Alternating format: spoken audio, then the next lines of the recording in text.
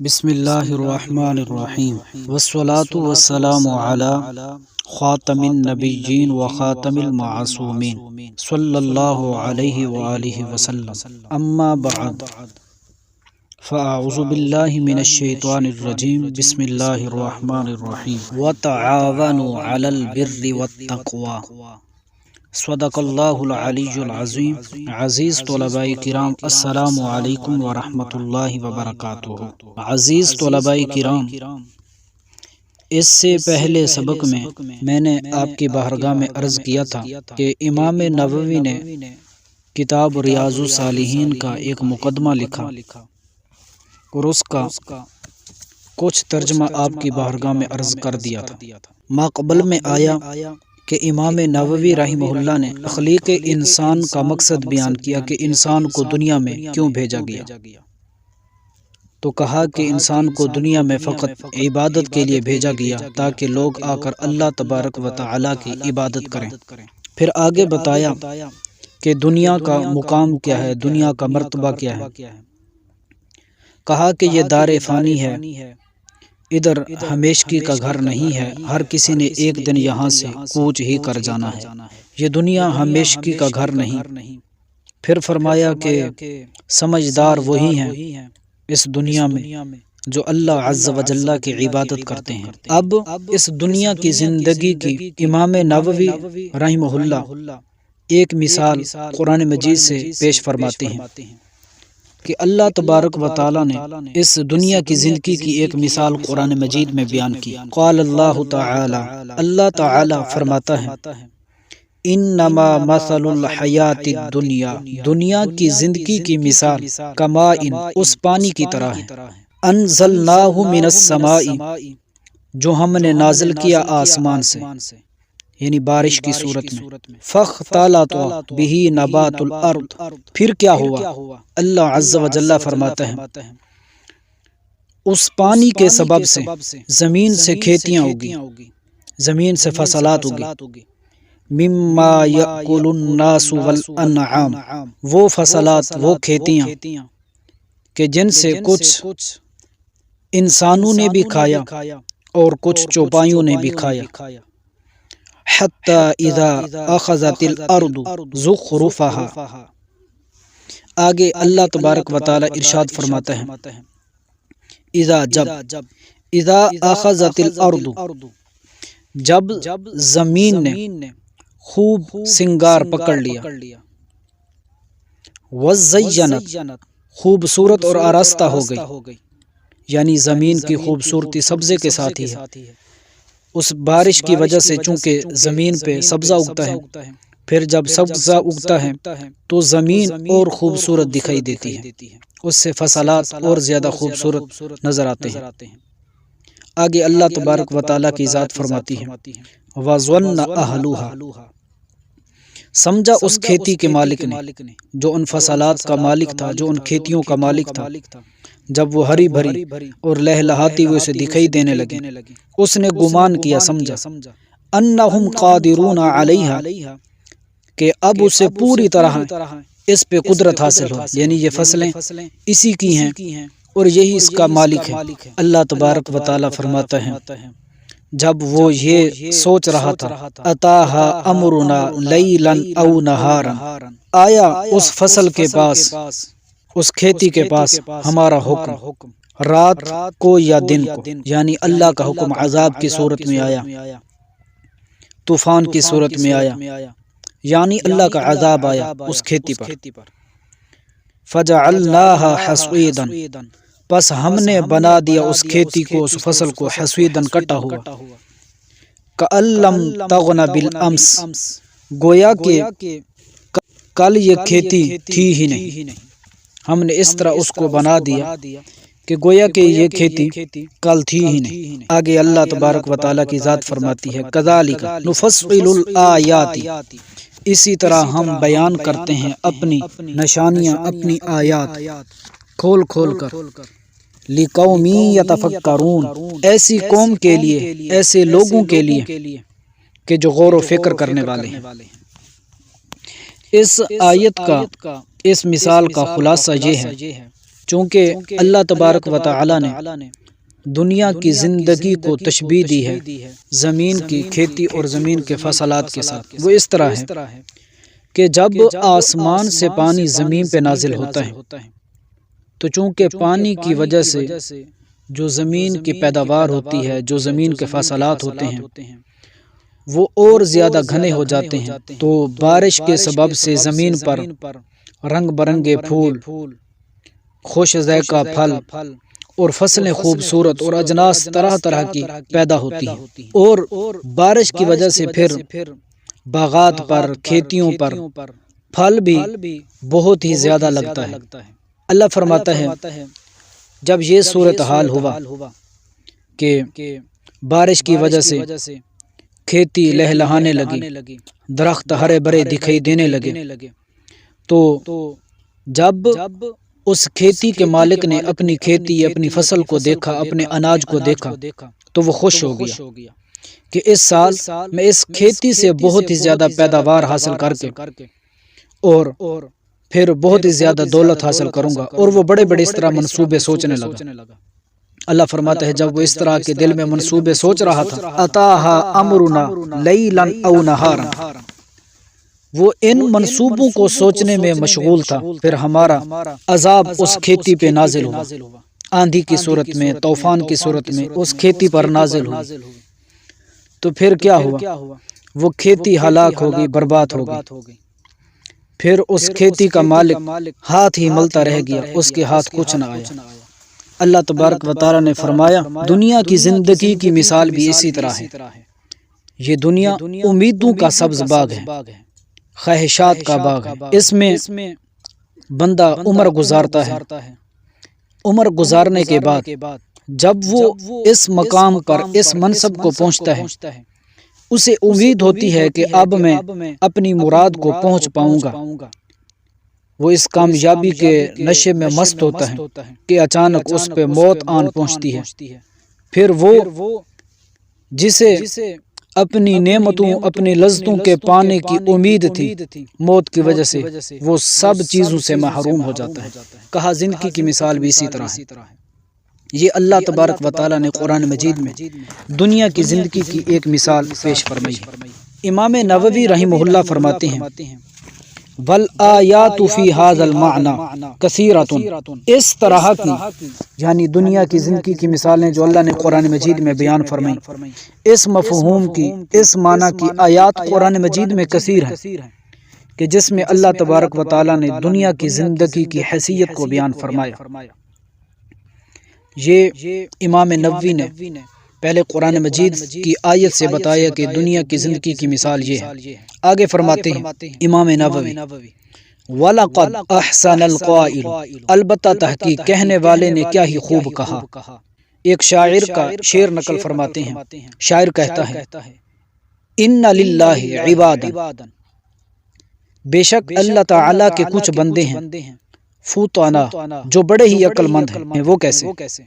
طَلَّقُوا الدُّنْيَا، انہوں نے دنیا کو طلاق دے دی، وَخَافُوا الْفِتَنَ، اور وہ ڈرتے ہیں اس دنیا کے فتنوں سے۔ امام نووی نے جس شاعر کا شعر نقل کیا وہ کیا فرماتے ہیں؟ وہی بندے سمجھدار عقل مند ہیں کہ جنہوں نے دنیا کو طلاق دے دی اور وہ اس دنیا کے فتنوں سے ڈرتے ہیں۔ نَظَرُوا فِيهَا، انہوں نے غور و فکر کیا اس دنیا میں، تدبر کیا، غور و فکر کیا ان اللہ کے سمجھدار بندوں نے،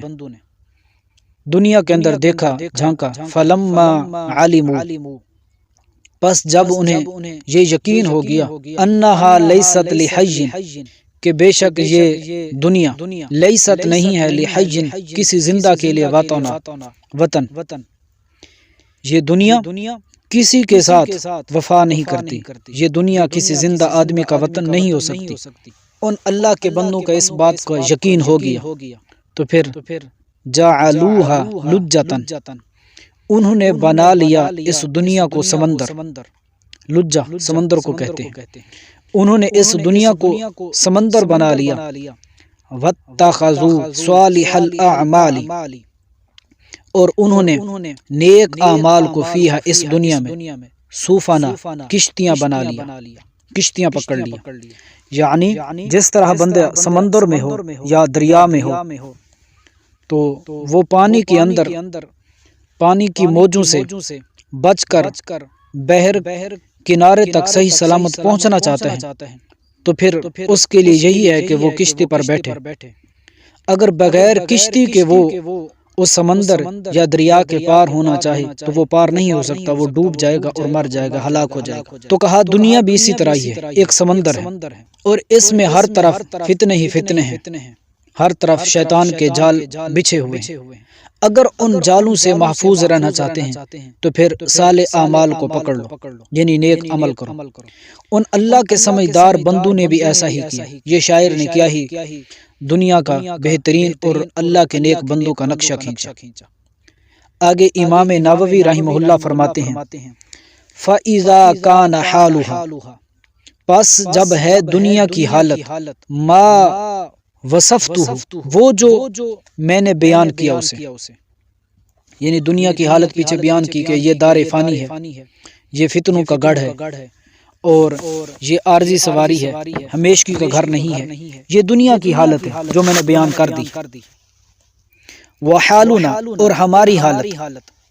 وَمَا خُلِقْنَا، اور وہ چیز کہ جس کے لیے ہمیں پیدا کیا گیا، ما قدمتہ، میں نے اس کا بیان مقدم کر دیا ہے، یعنی میں نے ماقبل میں بتا دیا کہ ہمیں پیدا کیا گیا فقط عبادت کے لیے اور دنیا فتنوں کا گڑھ ہے۔ تو پھر امام نووی رحمہ اللہ فرماتے ہیں فَحَقٌ عَلَى الْمُكَلَّفِ، تو پس لازمی ہے ہر مکلف پر، مکلف یعنی عاقل بالغ شخص پر یہ لازمی ہے،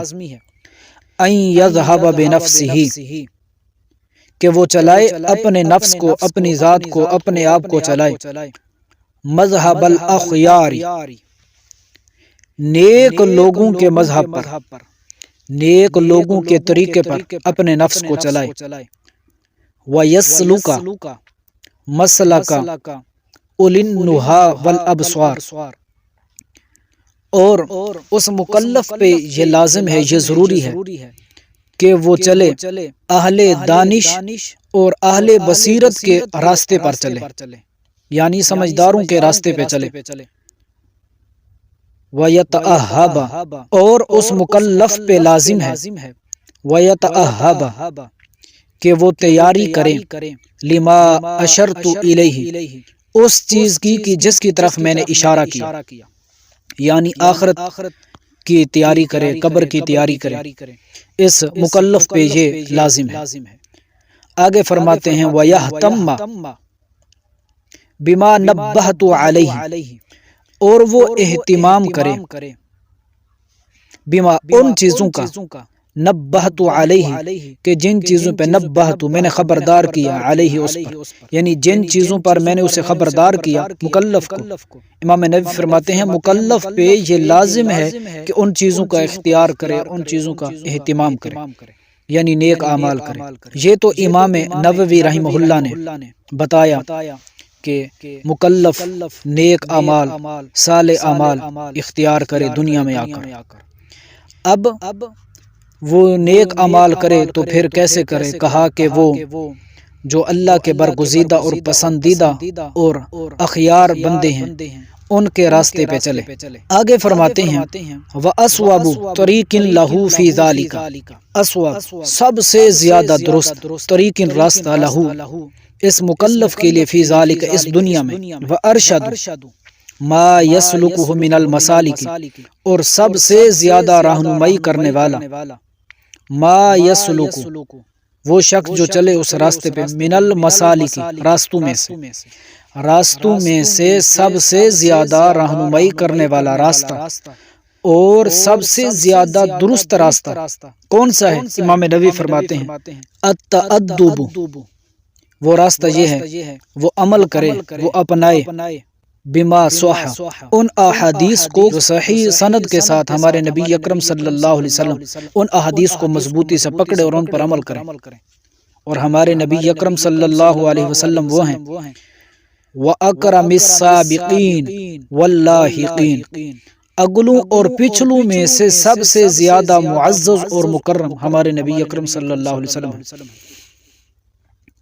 صلوات اللہ وسلامہ علیہ، اللہ عز و جل کی رحمتیں اور اللہ کی سلامتی نازل ہو علیہ آپ صلی اللہ علیہ وسلم پر۔ اب آگے امام نووی وجہ بیان کرتے ہیں کہ میں نے یہ جو مکلف کو ایک اچھا مشورہ دیا کہ وہ نیک لوگوں کے راستے پہ چلے اور حضور سرکار دو عالم صلی اللہ علیہ وسلم کی جو احادیث مبارکہ صحیح اسناد کے ساتھ ثابت ہیں ان پر عمل کرے، میں نے اس کو یہ مشورہ کیوں دیا؟ وجہ کیا ہے؟ کہتے ہیں وجہ یہ ہے،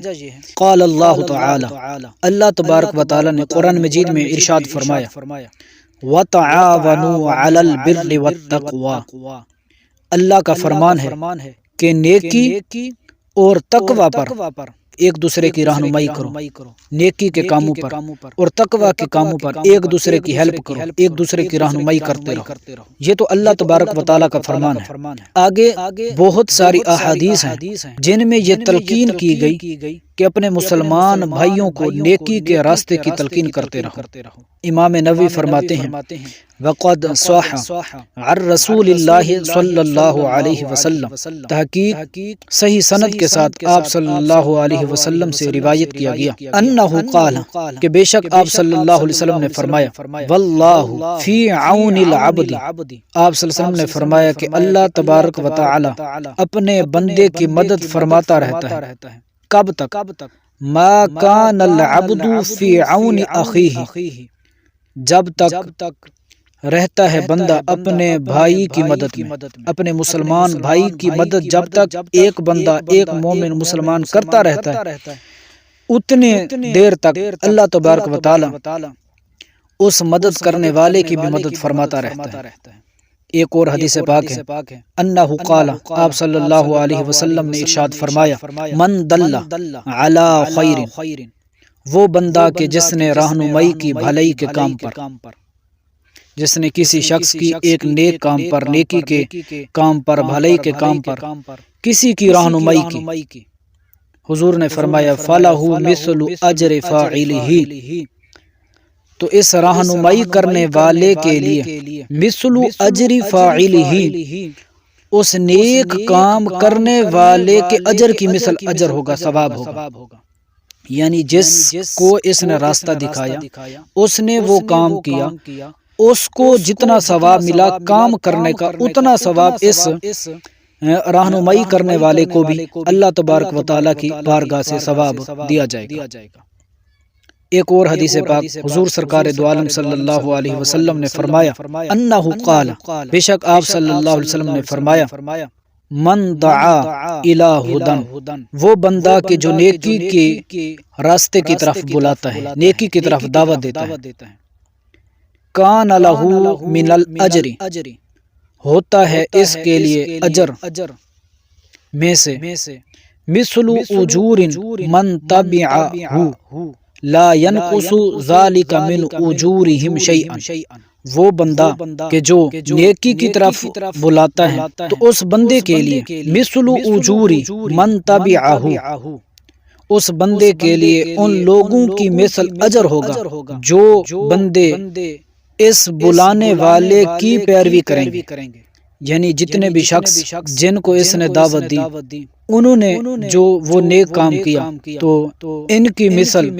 اس داعی کو بھی اتنا ہی ثواب ملے گا، لا ينقص ذلك من اجورهم شيئا، ان نیک کام کرنے والوں کے اجر میں سے بھی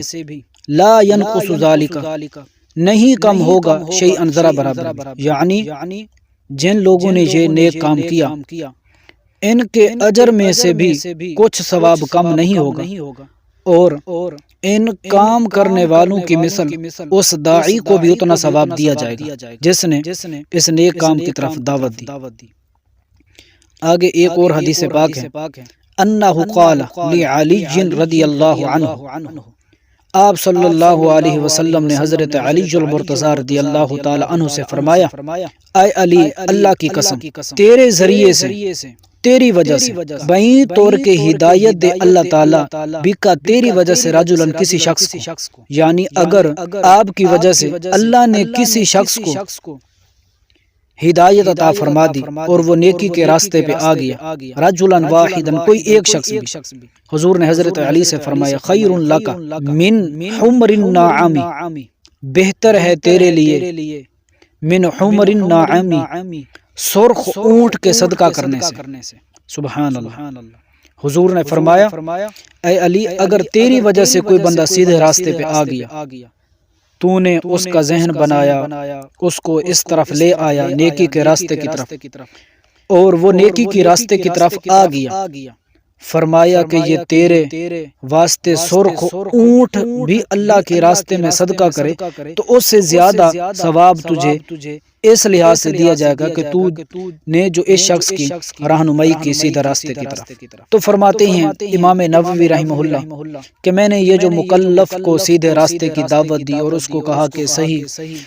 جو سند کے ساتھ احادیث ہیں ان کو تو مضبوطی سے پکڑ لے، ان احادیث اور قرآن مجید کی آیت کی وجہ سے مجھے یہ دل میں امنگ پیدا ہوئی کہ میں مسلمانوں کو نیکی کے کام کی دعوت دوں۔ آگے فرماتے ہیں جب میں نے اپنے ایک مسلمان بھائی کے لیے یہ مشورہ دیا کہ وہ احادیث صحیحہ کو پکڑ لے اور ان پہ عمل کرے،